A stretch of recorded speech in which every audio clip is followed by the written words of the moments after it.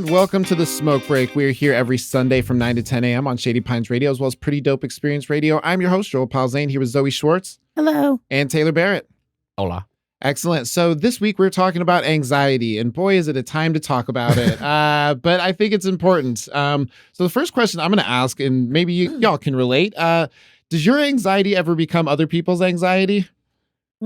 Yeah, for sure. Yeah. Absolutely. Yeah. And then it makes it worse. It's really fun. It's a fun little cycle. Nice little cyclical process. Yeah, I prefer to be alone when I have anxiety because then it doesn't bleed into other people's. Yeah, and then mine gets worse. Yeah. I think it's difficult to ask for help in those situations too, because your anxiety becoming somebody else's anxiety makes it more difficult for them to help you. Yeah. And, that's something that I've struggled with personally a lot, where I'm just I need this thing, and they're like, I'm scared. I'm like, okay, yeah, sorry. Yeah. They're like, I want to help you, but I'm afraid you're gonna get mad at me. Yeah. The intensity of being anxious can definitely prevent help sometimes, and that's equally as stressful. Yeah. So when you're anxious, what does that usually look like? It can manifest in a couple different ways. For me, I think that heart rate and body temperature definitely go up, but that's also that can coincide with anger, which can also coincide with anxiety. There's a lot of things that can kind of play into each other and kind of smear their colors into other colors, and I get a little more fidgety. I'm usually pretty fidgety anyways, but I get a little more fidgety, maybe just cracking my knuckles that I've already cracked, for I don't need pushing on your hands at that point. Yeah, exactly. And just stuff like that. Definitely. Yeah. Pacing. I pace a lot. I'm a big pacer. Pacer. What about pacer test? What about you, Zoe? What's how does anxiety what does it usually look like when you have it? I feel like I get I'll get short with people.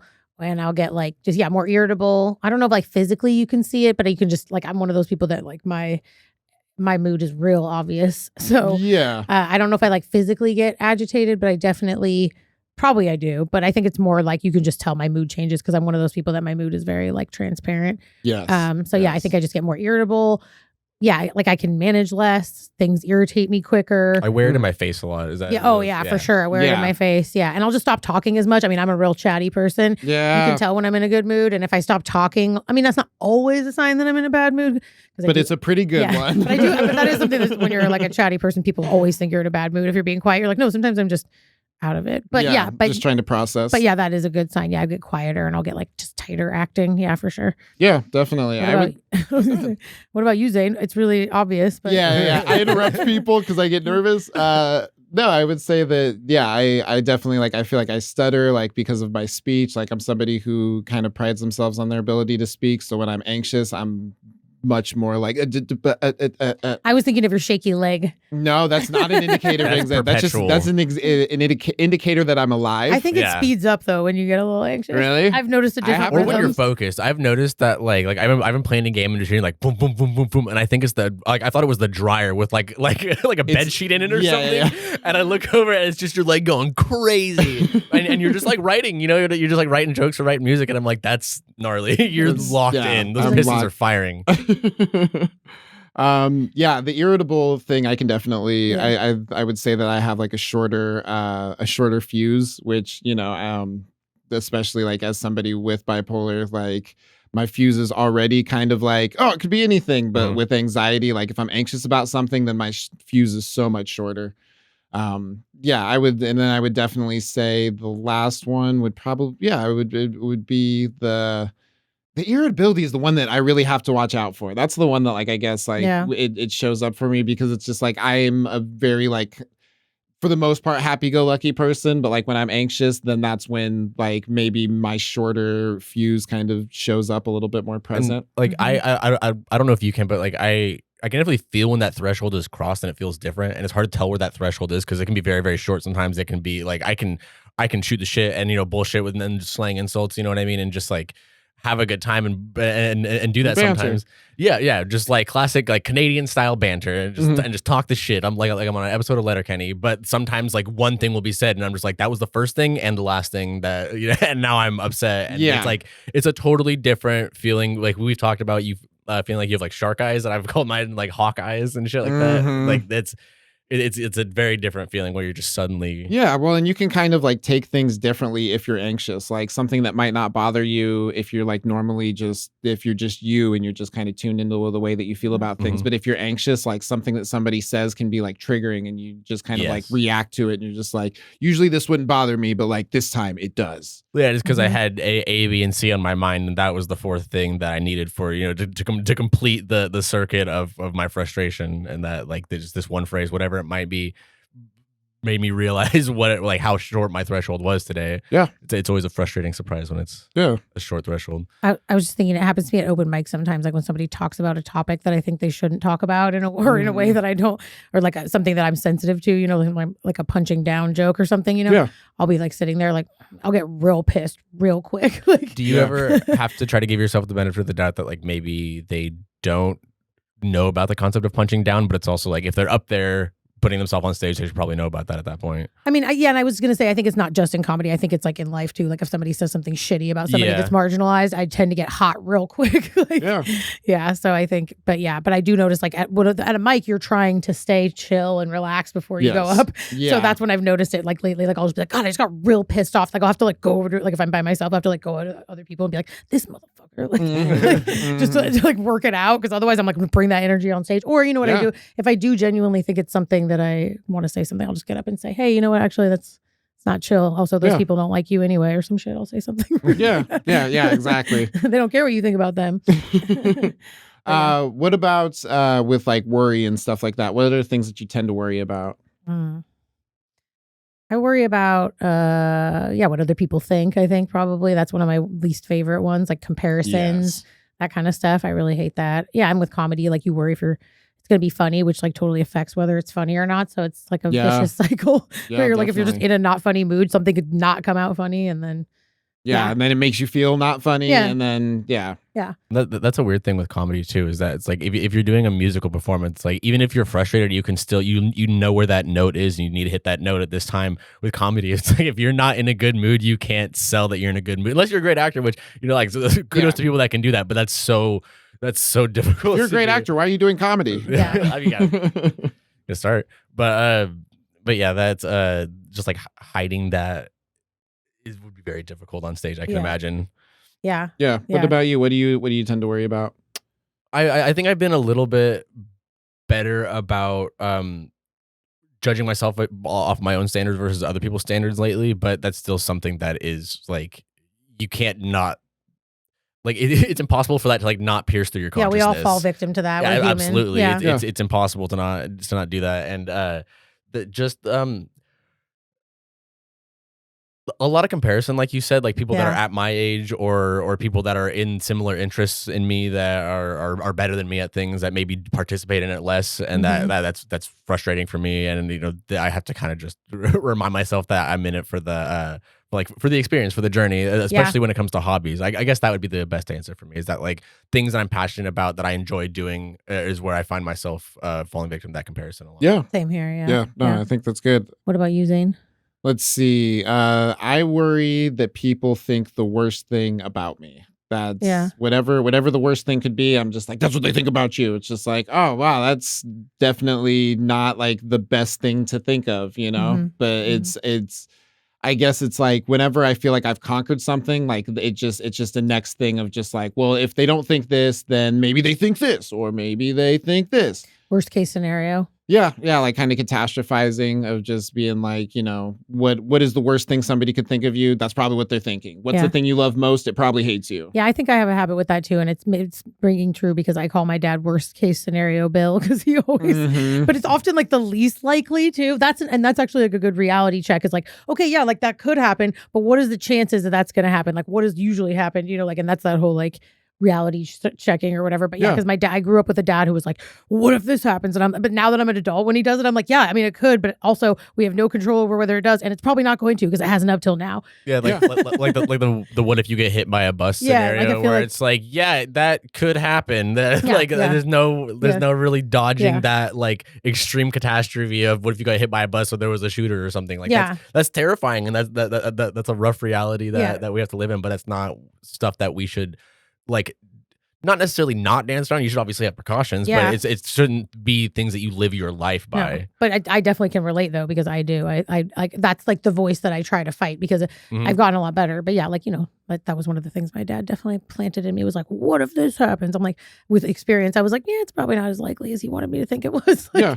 With you, with you experiencing like a paranoia diagnosis, I can imagine that the worst case scenario for you gets kind of like, they become delusions. Yeah, it's distorted. Right. Yeah. And like we've talked about some of the experiences that you've had, and it's like it's disheartening, because like I couldn't imagine what it would take to conceptualize that as a reality. You know what I mean? And it's like to prove that right in your head, you would have to jump through so many hoops. Right. And then also just the feeling like that's a reality. You know what I mean? And having to go to sleep on that, like that's. I thought you were trying to kill me. I know, and I was like, we need to have a conversation. That's insane. I thought you were trying to kill me. And poison your weed. Yeah, and poison my weed. But that goes that would back. Be such an evil way to do it, right? That's sinister. Well, I love weed. He gave me weed, and I was just like, he's probably poisoned, and it's just like, but that comes with. He's all not that pizza he gave you, but definitely the weed. Yeah. Well, I think it comes from like, if somebody were to, it's jumping through the hoops, like the almost anxious hoops of just like, well, if somebody thought the worst thing about you, then they wouldn't mind doing the worst thing to you. Totally. And that's why it kind of self-fulfills. It's almost like you feel like somebody is participating in like vigilantism against you almost, where you're like, they think that I'm this, which means that they're going to try to do this, which means that I have to be prepared for them to do that thing, and that like that's a very strange specific fear to live in. Yeah, definitely. So where do you think that like specific fears and anxieties have kept you safe? I think they've done the opposite more often than not, because I'm trying to counteract them. You know what I mean? Where I'm like, oh, I lived on this anxiety, and like I don't want to live by my anxiety, so I'm going to be overly trusting. And especially when I was younger, that definitely bit me in the ass a lot. With just like relationships and shit. But like, they've definitely kept me safe in knowing when I like. I don't want to say isolate, but like knowing when I need to just like keep to myself, knowing when I'm like, all right, this is not a situation for me. I'm going to walk away from this, or I'm going to spend some time just like taking care of myself, some like just rest and relaxation, and knowing when that's necessary. Or has it kept you from getting hit by a bus? Maybe. I've looked both ways a lot, because I'm like, what if there's a bus? What if there's a crazy my mom told me a story about when she was crossing a street next to her work one time, and she saw someone get hit, and they like cartwheeled into the sky and their shoes went flying. Shit. And I was like, never jaywalking, always looking. Like that has stuck with me for like longer than I played soccer. You know what I mean? Yeah. You were scared straight from jaywalking. Yeah. Straight onto the crosswalk. Yep. Keeping this boy off the streets. Yeah. It was, and so like that specific scenario. Yeah, I'm a little anxious about it. I guess it might have kept me safe. Yeah. I did not know that I was going to unlock that when I asked that question. I've always kind of know that, but it's just a weird. I didn't know where that was going to go either. What about you, Zoe? When do you feel like your anxieties have kept you safe? Yeah, probably similar, like with like keeping to myself around certain types of people, and like, or just not types of people, but just like if you get a bad feeling about something, I think I'm pretty good at like not putting myself in like unsafe situations, like when I've traveled and stuff like that. I think just being aware, but also not like, I don't know. I think just being aware that like you don't, if you're in an unfamiliar place, like you can't just assume confidence. You have to like operate with like, I don't know what's going on here. I'm I'm out of place. Yeah. So I think being more careful of my surroundings, and then also probably just like noticing people, like, sometimes I'll get like a weird vibe from somebody, and I'm just like, I just don't know if I want to hang out with this person, or like I want to be alone with this person. I don't know why. And I think that's probably my anxiety a little bit. But it's kept you safe in situations where like you can't really assume everybody's intentions. Yeah. And I think also sometimes when we're anxious, we get angry. Like that's something that's happened to me before, like in situations where I felt unsafe, like in public or something, or somebody was being a jerk, like at a show or something, and I feel like, I think that's my intuition kicks in, and I get angry and I'll get defensive, but it's usually because somebody makes me feel like physically unsafe too. Yeah. What about you, Zane? Well, I was just gonna say, anger is a part of you that like loves you the most. The anger wants to keep you safe. Totally. That's I've always heard that, and that was a very relatable phrase that I've leaned on. Yeah. In my situation, the question was, when has anxiety kept you safe? Kept me safe. I would say it's kept me safe in situations where maybe I wouldn't normally trust my gut, but like there's certain times where it's like it's right to trust your gut. Like the person who you think might be out to hurt you might actually be out to hurt you. Like there's definitely been times where it's been misdirected. I don't think Taylor's trying to poison me, but that's not to say that nobody will never try to poison me, So paranoia is a different one. It's hard to grasp that one. Yeah. When you experiencing both adjacent to each other is probably makes it difficult to talk about one without talking about the other, because even when one's happening isolated from the other, they both end up kind of smearing into each other. Yeah, exactly. Eventually. It starts as an anxiety, it then becomes paranoia, and then it becomes a delusion. Mm-hmm. Yeah, because that was something that I was learning about, was just the fact that like paranoia is what creates the delusions. As a scared thought is what creates so this is happening, and then this happened, which means that it's because of this. Mm-hmm. So it can be definitely really hard to figure out how to manage. So before we wrap up, I just want to know what's your suggestion for, or something that you have found has helped you with coping with anxiety. Coping with anxiety is it's very much circumstantial. If you're feeling anxious because you're overwhelmed, then you're gonna have to calm it down and sit in some low light for a second. If you feel anxious because you're isolated, then you might want to go socialize for a little bit. It's very contextual, but I think that the best thing to help with anxiety is, in my case, has been confidence. Finding something that you can find confidence in, whether that's like my thing has been competing in fighting games a lot. That's always something that I can look back on and be like, yeah, I kicked ass, and that I feel good about that. And that confidence has countered those times where anxiety might flare up, and I'm like, no, maybe I'm doing okay. Yeah. Oh, that's dope. What about you, Zoe? I think I can relate to that too. Like reminding yourself of successes, I think is a good way. Like when you're catastrophizing, for sure. Like for me, that is a good one. Like, cause I'll be like, I suck at everything. And then I'm like, well, why would I be this far in it if I sucked at it? But like when I'm having a panic attack or a low moment, I can definitely be like, no, you're terrible at this.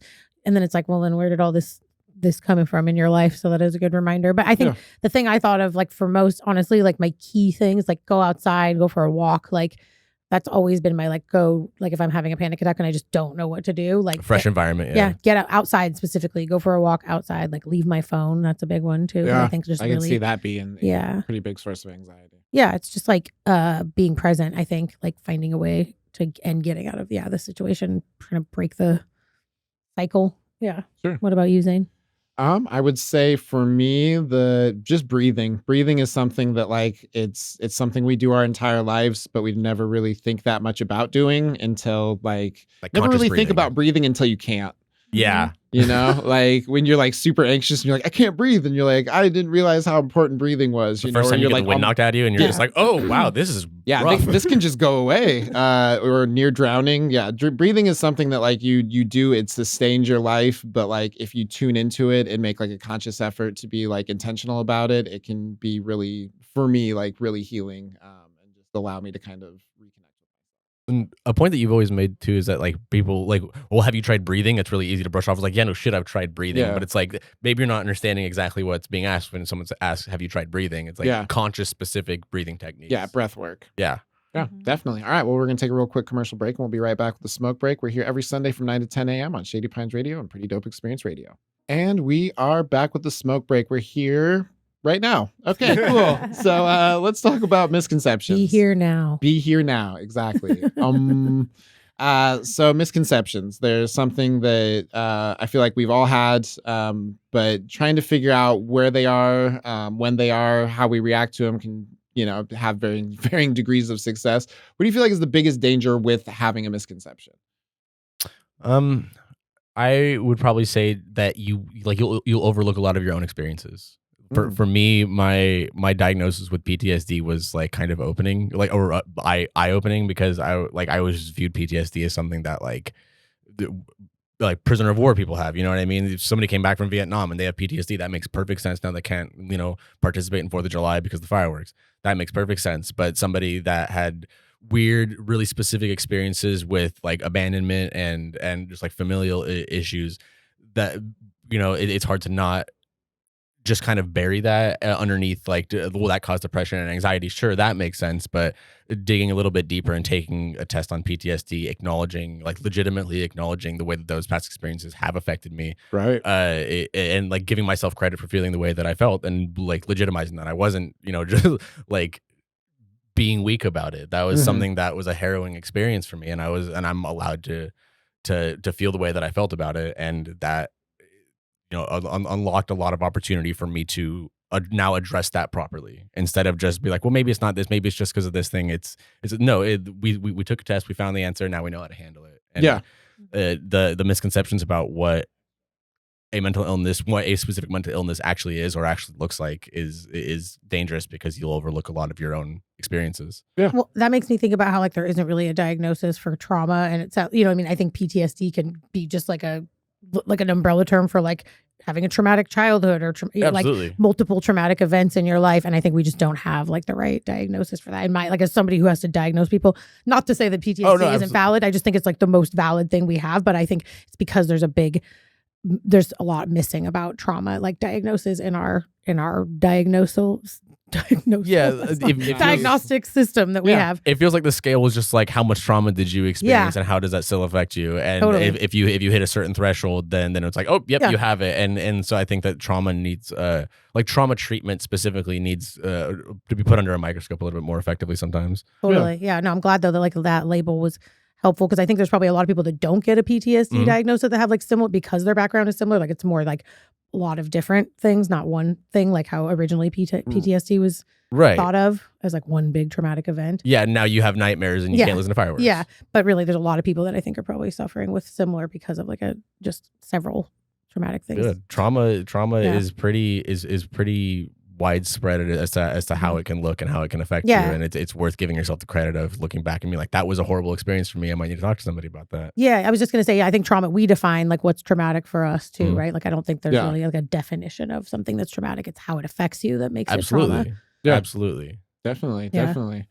What about you, Zoe? Like with misconceptions, like what do you feel like is one of the bigger dangers? Well, I think like you can just like you can judge yourself in ways that are like wrong. Like I think I spent a lot of my life like thinking certain things were going to like bring me happiness or bring me value, or, and then learning later on that it was kind of a big fucking lie.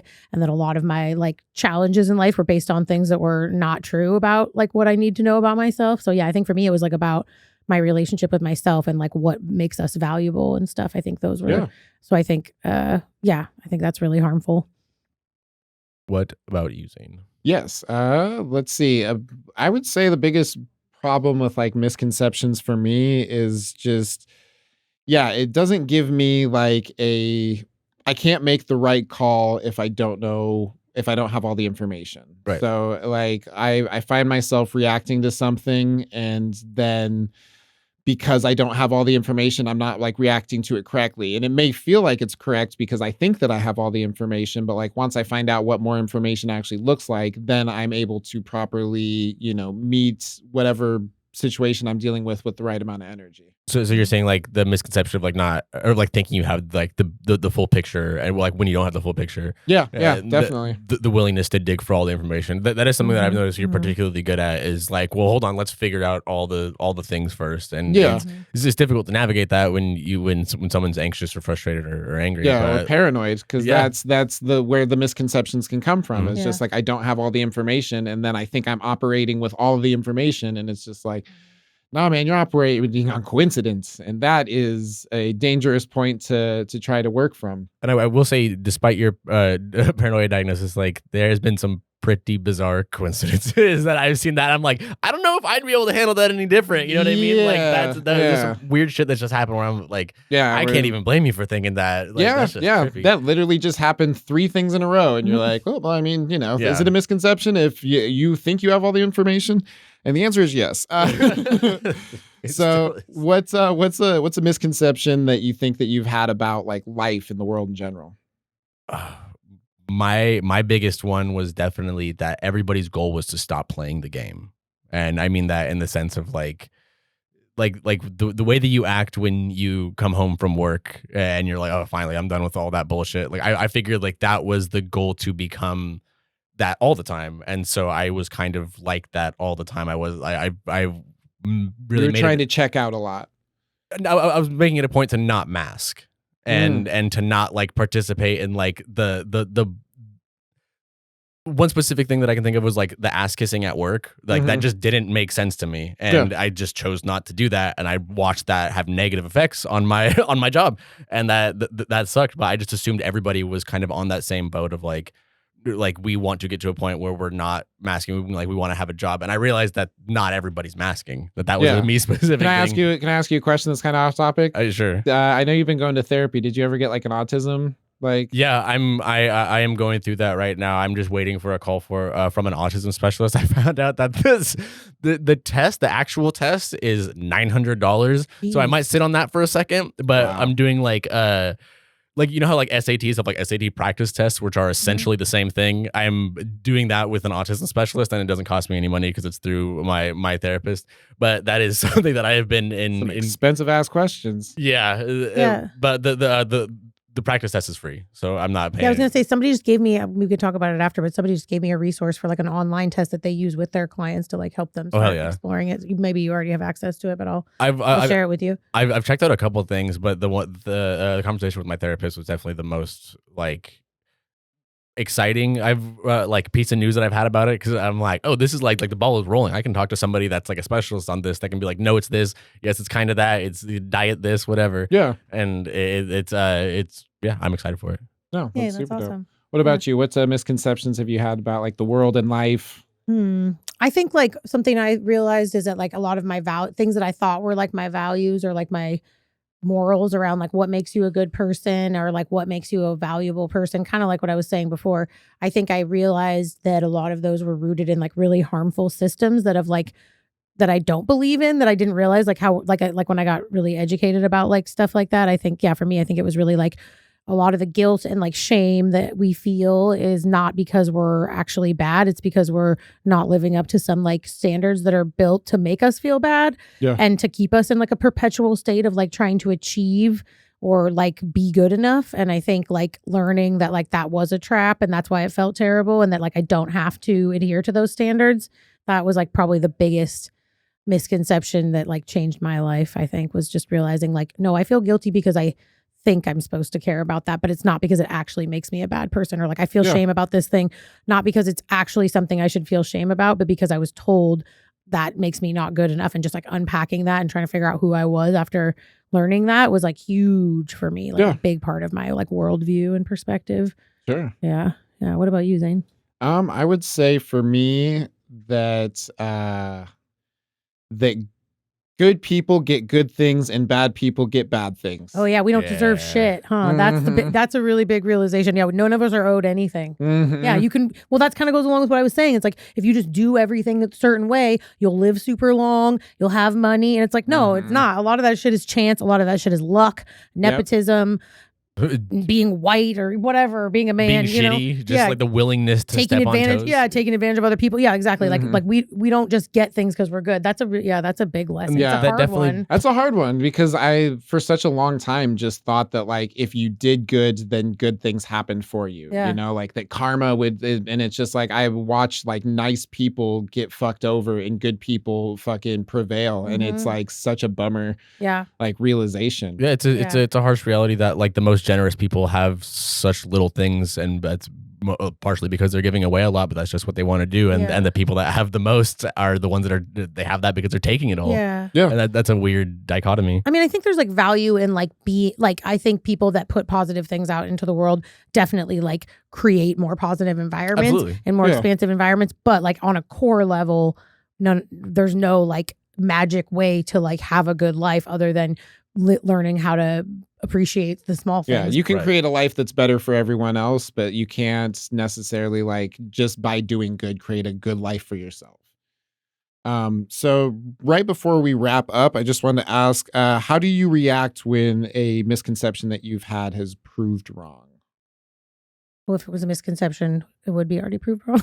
Well, if you didn't know that yet. Oh, if you still had that misconception. Oh, before it was a misconception. So like, for example, with me, like finding out that like the world isn't fair or that you're not owed anything. Like I think that at first I got bitter about it because I was just like, well, why have I been doing good this entire time if good people don't get good things? Now I get your question. Sorry. I was like, no, you're fine. You're what fine. Does that mean? That's why I figured I would use myself as an example. Okay, But yeah, so I guess like, you know, initially I kind of got bitter bitter, but like with time I kind of like grew to understand and accept that, like, you know, like you're not owed anything and all you can really do is your best, and you're not doing good so that way good comes to you. You're doing good because it's the right thing to do. Mm-hmm. So I guess for me it's landing on maybe a better answer than the original one that I had.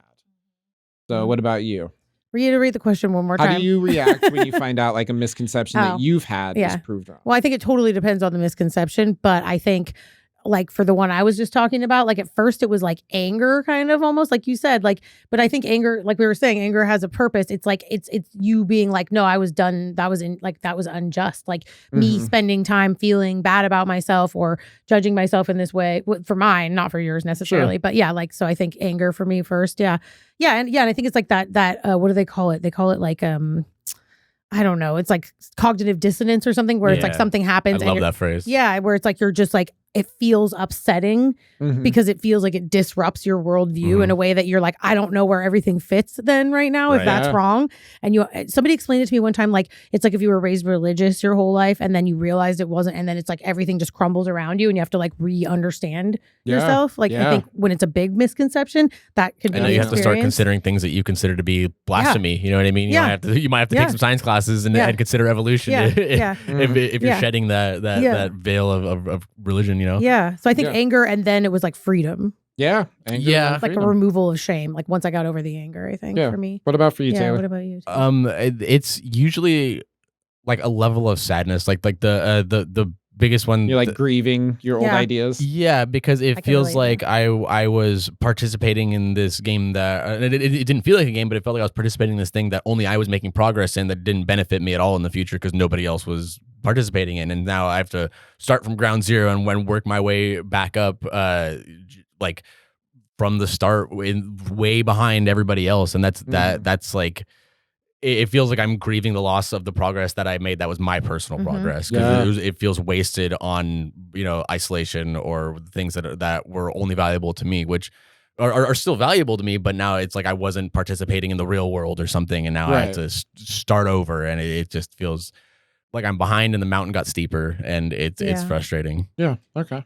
Well, dope. Well, we're going to take a real quick commercial break, and we will be right back with our musical guest, surprise musical guest. So check that out. Make sure you hang out. This has been The Smoke Break. We're here every Sunday from 9 to 10 a.m. on Shady Pines Radio, as well as Pretty Dope Xperience Radio. And welcome back to The Smoke Break. So our surprise musical guest, returning host, please make some noise right now for Malik Rayshon.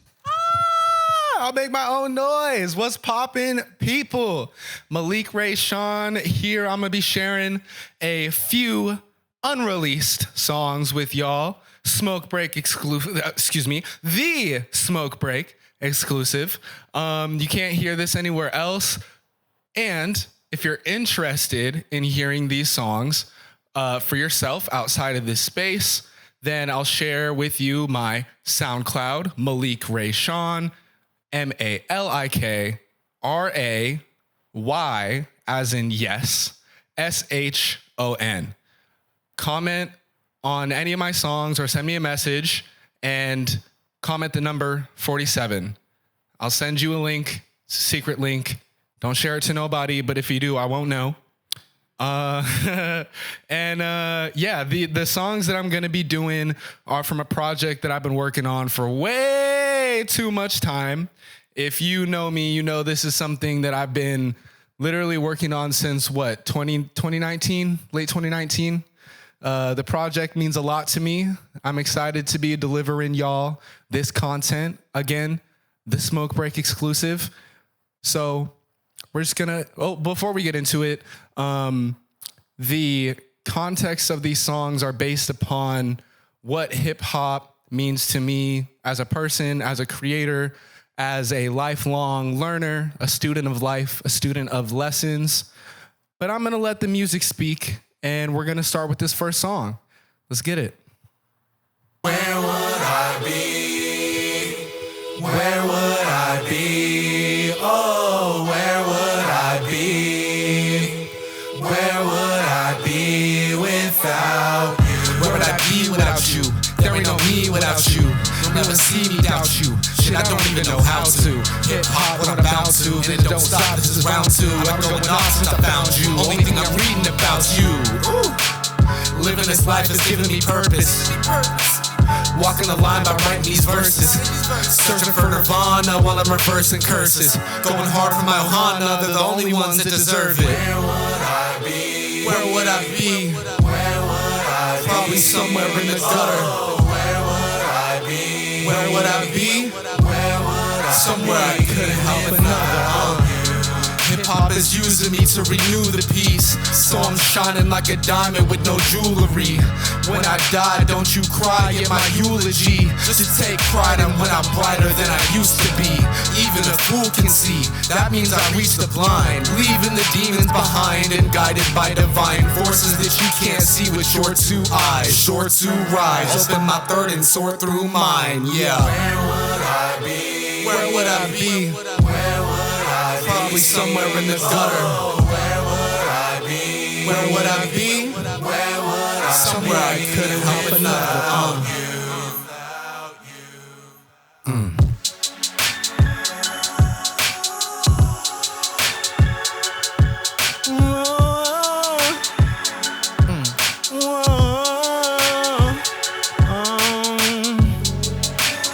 Where would I be without you? Where would I be without you in my life? Yes.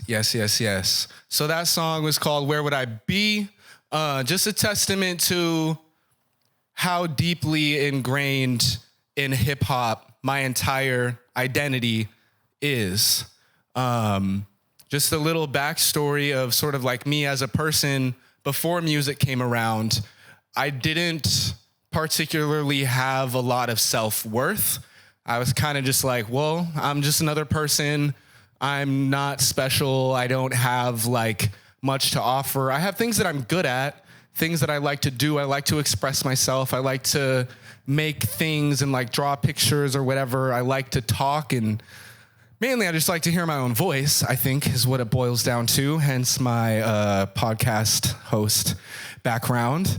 But at the time where I started to see myself as hip hop, as an identity versus just like something that I do or something that I consume, something I'm interested in, now I understand that my entire identity, everything that I am, is a part of hip hop, and everything that hip hop is also a part of me. So I've used the expression of hip hop over the course of about a decade now to express everything from joy, excitement, celebration to anxiety and depression and addiction. And so the last song that I shared with you was some of the good that I've gotten to express, some of the affirmational things that I've gotten to express. And what we're going to go to next is, well, not so joyous. I'll perform the song and then we'll talk about it. Sometimes I don't know how to keep on moving forward. Wake up, turn around and hit the vape. That's not an ideal way to start the day. It's 8:15, I'm about to be late. Stayed up to the AM trying to be great. Gotta make the next max, but in a minute, 5 minutes, and I promised my supervisor I'd be on time. So I dropped $20 on the lift. This around the time I would've sparked me up a spliff. If this was my old life, I'd play Mary Jane when nothing would go right. But the problem is that I spent the whole night on the microphone. Might be high in the moment, but I'll make up twice as low. Trying to find the flow, but it's reminiscent of the shit that I was sitting in. Deep in my addiction, didn't listen to my aunties when they told me I was tripping. But I'm sick when in the midst of my unfortunate condition. Guessing that I got a sufficient amount of sleep. When I get to work, I'm irritable and weak.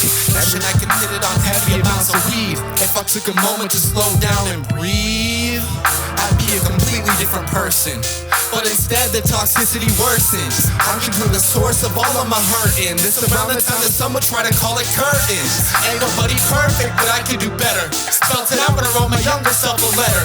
Abuse was the body, neglect was the header. My life should be improving with every endeavor, but nothing's ever as it seems. Living the same scene makes me wanna cause what I'm seeing on the screen is so close but so far from who I wanna be. So close but still so far. Once you find who you are, that's when the ultimate battle begins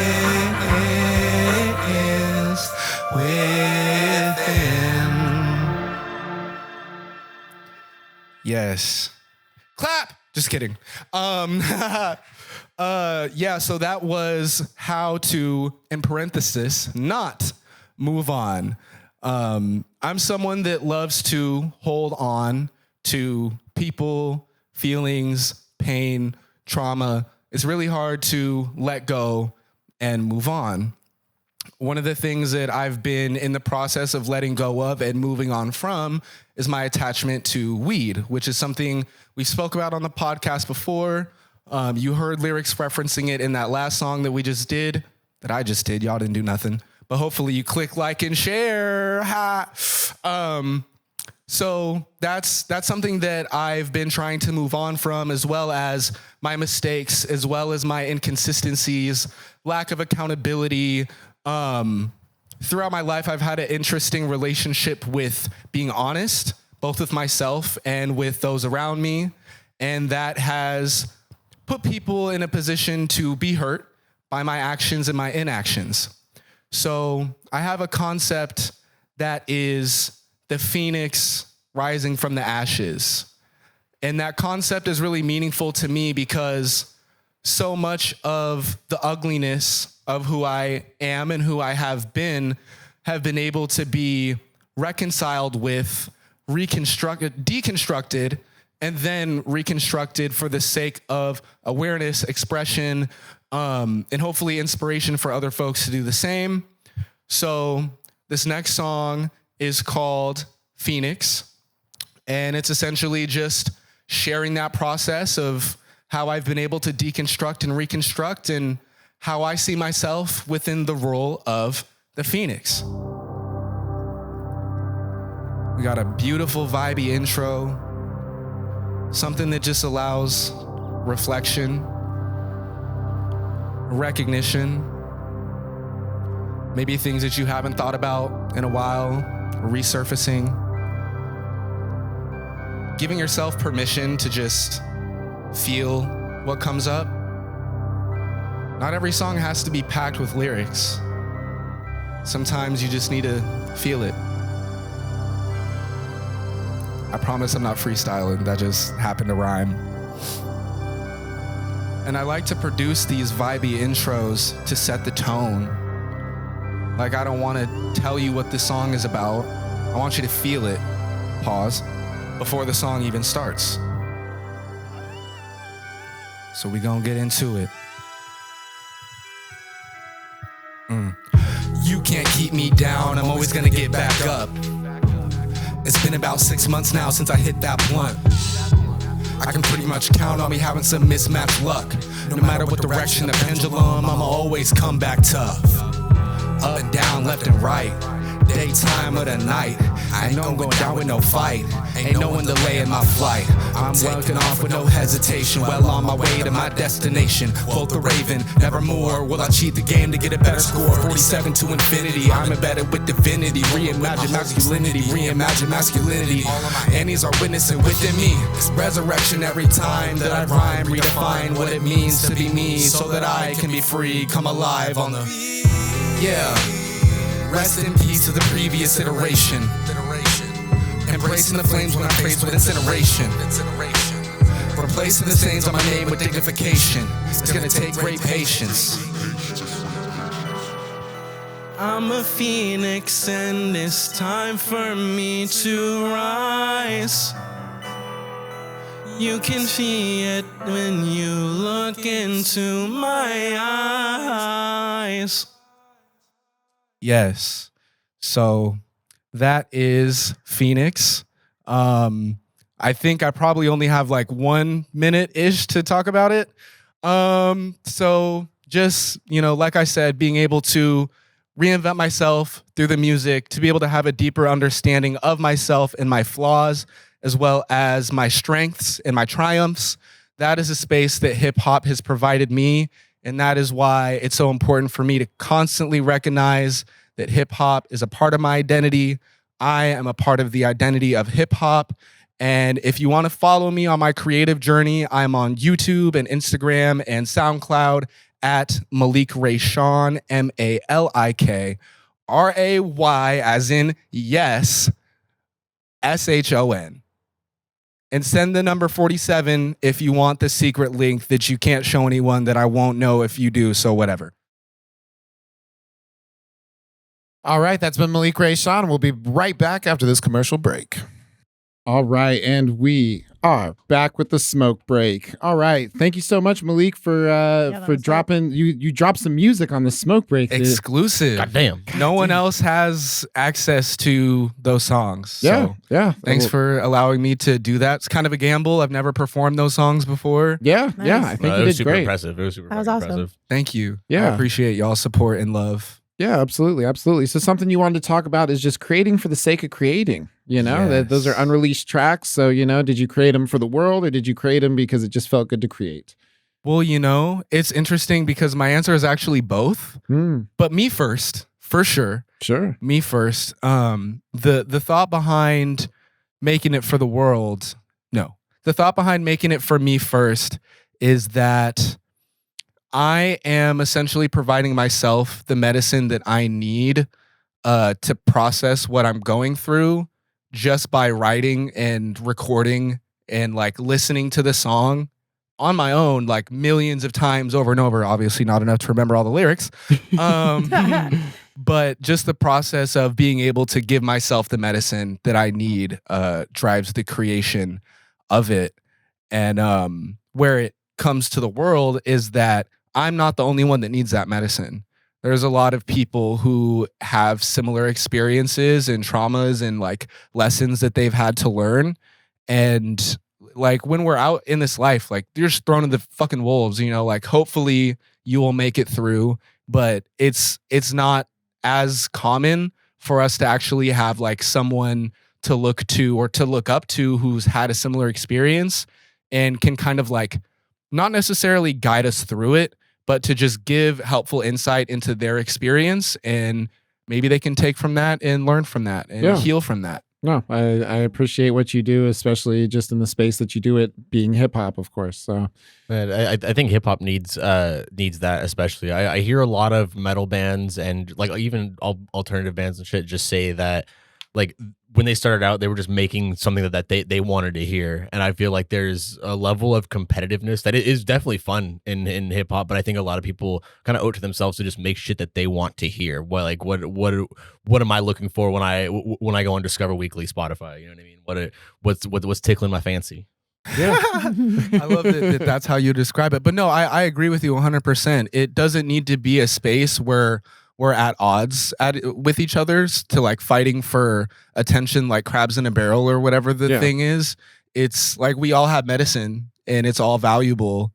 Not all of us are tapping into that medicine as much as the doctor might prescribe, but sure, you know, it's a space where we can all heal and grow together. It doesn't have to be a competition. Yeah. What about you, Taylor? What's what experience do you have like with creating just for the sake of creating? I'd say on the other end of that, my difficulty with creating for the sake of creating has been looking for the bigger picture when I'm just starting out, where I'm like, okay, well, I'm going to do this, and then this is going to work with this thing later, and I'm not just writing, I'm not just doing something to create, and I have the issue with editing videos a lot, I have the issue with writing scripts a lot, and you've helped me a lot just by like our banter has created a lot of the scenes that we've ended up writing together, and that's been super helpful. But that just the sake of like, oh, I like this, I'm gonna write this down, has benefited that bigger picture later. That because when I'm not worried about that bigger picture, I look back and I find all these pieces that I have that I can put into the bigger picture, and it slowly starts coming together. Yeah. But if all I'm worried about is that end game bigger picture, then I feel like I'm missing pieces instead of having all these extra pieces. Ooh, okay. It feels like I'm just like half finished instead of like way more like I have all this extra stuff that I can slowly fill in with it. Yeah, no, I appreciate that. Zoe, do you feel like you create for the sake of creating, or is it for the sake of sharing? I mean, I think like it depends on what you're doing too, but I think both. I think I've talked about that before. I think it's like really important to have a personal relationship with whatever your art is. I mean, most art, and in some ways it becomes for an audience, not all of it, but like in some ways it can be for an audience, and if we want to make money off of it, and like then it often has to be. Yeah. But so I think it is really important to find a balance between doing what you do because you love it and also doing it in a way that it's received where it feels like you're succeeding at it. And I think like those two things are really hard to balance. And I think like with stand up, like I think a way that I try to do that is like I write a lot of jokes that like never make it to my sets. Yeah. They're just jokes that I'll do for a couple weeks or a month or whatever at an open mic, and like or I'll try, like, yeah, and they fall by the wayside. And then sometimes I'll come back and find them later when I have like a better home for them or I have like a better tag or whatever. Yeah. So I think like, I think it can be both. I think. Yeah. So maybe it's about creating, for you, like you had said, creating for you first, and then maybe finding out like where that stuff might land for other people. Comedy's a really unique medium for that too, because you can't write a joke that you don't think is funny. Otherwise you don't, why would you write it down? Yeah. And so that almost has to be that like, that personal perspective on it of this is something for me first. That comedy is such a strange, unique medium of entertainment, and it's helpful too to be able to have like some sort of launch pad to just see like what's the feedback for this thing that you created. Like if you're testing jokes or that's what's cool. Yeah, you can test them quicker. Yeah, than other stuff. Like I've had some feedback where it's like, oh my, like you made this, like this is the single, and I was like, okay, I thought this was just another one, but all right, like now I have that feedback and can understand from an outside perspective the value of this piece. Yeah. Well, I recently had a joke that I had buried kind of in the set because I wasn't that sure about it, and then when I told it, it got this uproarious laughter, and I'm like, oh, that's this joke I need to start out with. But initially when I created it, it was just like, I like this joke. I want to see if other people like it. Then other people did like it. Now it's like, okay, now I'm creating with the intent of like trying to serve, maybe like other people, but at the same time being like, this is something I want to talk about. Just as an observation, I just realized this. Maybe this is obvious and I'm dumb, but like, both can be true. That's very true. Or you could be smart and it could be obvious. I've noticed that a lot of comedians' favorite jokes that they have are not the audience's favorite jokes. I've watched interviews with comedians, especially when it's like three comedians sitting down together and they're talking about their favorite jokes. It's always like the darkest shit, and it's never shit that they would expect to land very well with a good audience. And they usually end up going and talking about how that joke bombed, but they love that joke and they don't want to get rid of it. Yeah. And I always think that's a unique thing. So have you had anything that like you've created that like maybe you liked a lot but like wasn't as well received as you might have hoped? Because I feel like I had that with like a song. I would like to hear what you have. I'm going to try to think of one. Yeah, so my song No Horse in This Race, like that one, I love that one. Yeah, I love it. I love it too. That's Alex's favorite song too. Yeah, well, so okay, personal. maybe it's a little bit more, Fuck whoever doesn't like it. Yeah, just kidding. It's a heavier song and it's about like suicide, so it's like, it is a heavier topic, but at the same time it's like it's a song that like I found a certain closeness with, that like maybe, if you're listening to it vibing at your house, it's a good song to listen to, but like trying to perform it live, it's a little bit, harder to like connect with that idea. So that was definitely like a late night drive home from work song. You know what I mean? That's not a song that you can just listen to. You don't just wake up to that song. Yeah, you don't get ready and have a montage to No Horse in This Race, but you're in your feelings when that song's playing for sure. Yeah. But I don't know why anybody wouldn't like that song. Like, I mean, obviously taste is a fucking thing, but it's a heavier song. And even just from a rap perspective, there's really, really good wordplay that you're referencing his jokes from, and like there's like it's just good writing in general. Well, I think a lot of our audience is going to like wherever maybe they're at with their own trauma, like they just can't receive that. They don't. It's not necessarily they don't want to, but they're just not in a place. Yeah, that's a good point. Maybe it takes them back to that place that they don't want to be in. Yeah. But it's a great song. Go stream it right now. Yeah, Pause this episode, or stream it, or else I'll find you. So what about you? Is there any songs that you feel like songs, it could have been a joke that you told, it could have been a picture you drew that you're like, this is the shit, and somebody's like, What I'll say is like, because I want to just be super, super honest in like answering the question that was asked like in the music space. I'm so overly critical of everything that I make. I'm the only one that's ever shitting on my oh, okay, no. I mean, yes, that's true in like current life. Sure. But when I first started making music, I was not I wasn't great. I was nothing to write home about. I mean, I can barely even listen to my old stuff. It's like that bad. Same here. I can barely listen to my old stuff. But I remember this was maybe like the first song I ever recorded. I put it out on YouTube. We used like a fucking what is it, a Rock Band mic, and like plugged it into Audacity. Yeah. Shit was throwing lit. me back. And it was like this, I think I dissed my ex-girlfriend at the time, my first girlfriend. And she wasn't a fan? That's crazy. That's what I was safe route. No, she wasn't a fan, but like I was getting good feedback from my homies about it. Very biased. They're not gonna tell me they don't like it if they don't. Yeah. Either way, they're gonna bob their fucking head to it. And they're not artists, right? So they don't know how to give feedback other than like, good job, champ, you made a song. Yeah. But I remember I had shared the song like on Facebook, and someone who lived in my neighborhood at the time commented, like, I think it was like we started messaging about it, and he was like, bro, you're ass. Like, you're really bad at making music, and you should stop making music before you put too much time and energy into it. Jesus. Wow. It was really fucking harsh. Wow. I was not prepared to receive literally any of that. But what that taught me, well, one, that taught me to be super hypercritical of anything that I put out, which is why I don't put barely anything out. Fuck that guy. Which is why I'm sending y'all the secret link if you comment 47. Keeping us from good Malik music, that fucking asshole. Yeah, what the fuck? But I would say the bastard. Shit. I wish I could say his name so we could all be mean to him. Just kidding. We know who you are, Dox bro. him. We know. I know who you are. I'll post in the comments and tag his profile. Yeah, there you go. There you go. But yeah, it was also that competitive thing too, because he was another artist. He's in Portland. He had like a little group or whatever. That's reductive. He had a group.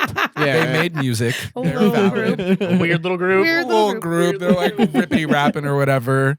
But yeah, it showed me that even if I think something is like the best thing ever, it can still get shit on, like very blatantly shit on, and I can actually still love it.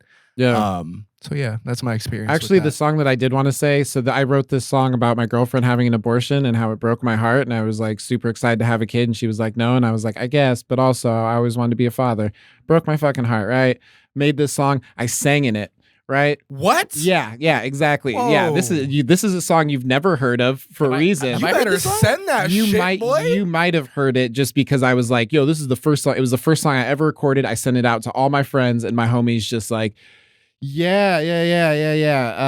And he like, it was called Mama Do You Love Me? Because that was something that was a book that my mom would read to me when I was a kid. And so I was just like, oh, Mama, do you love me? And then he's just like, Daddy, no. And he's like trolling it. And he's like my best friend at the same time. And I was just like, dude, this is about like some heavy shit. And he's just like fucking trolling it. That's brutal. That's brutal. That's a heavy topic. Yeah. Well, it was heavy.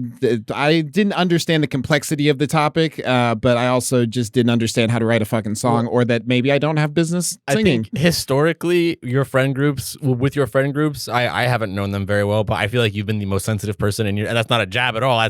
They should have been a little more sensitive. Yeah. I think you're the most sensitive person in your friend groups, and so when you're making vulnerable content like that, and you're around people that aren't very sensitive to that, I could see why that would go south pretty quick. Yeah, well, but at the same time, it also taught me like that I had to create for me. You know, that like true. If that song was something that still resonated with me, and it was something that I still wanted to release, I would release it. But you know, I'm glad that he saved me from that, because I definitely have no business singing. Or commenting on abortion, probably. I would really love, like, if there's any version of that song that exists, I would love to hear it if you ever want to share it. Yes. And I won't get into it, but I had a similar kind of like abortion experience. Yeah. And I also made a song about it that I might not ever put out, because it's just like, it's so vulnerable. Speaking of art you create just for yourself. Yeah, exactly. But that's the thing, is like those things can be like just for yourselves. Like, you know, like as much as we use music and art to navigate our own emotions, like it's important to like sometimes that song can just be for you. So, Yeah, it's medicine either way. And Yeah, that's maybe true. someone would benefit from hearing it, but maybe you would benefit for just keeping it to yourself or Yeah. keeping it for yourself, I should Yep. say. Yeah, Yeah. that's perfect. All right, well, cool. That has been the Smoke Break. We are here every Sunday from 9 to 10 a.m. on Shady Pines Radio, as well as Pretty Dope Xperience Radio. I've been your host, your old pal Zane, here with Zoe Schwartz, Bye. Taylor Barrett, Peace out. and Malik Rayshon. Later, players.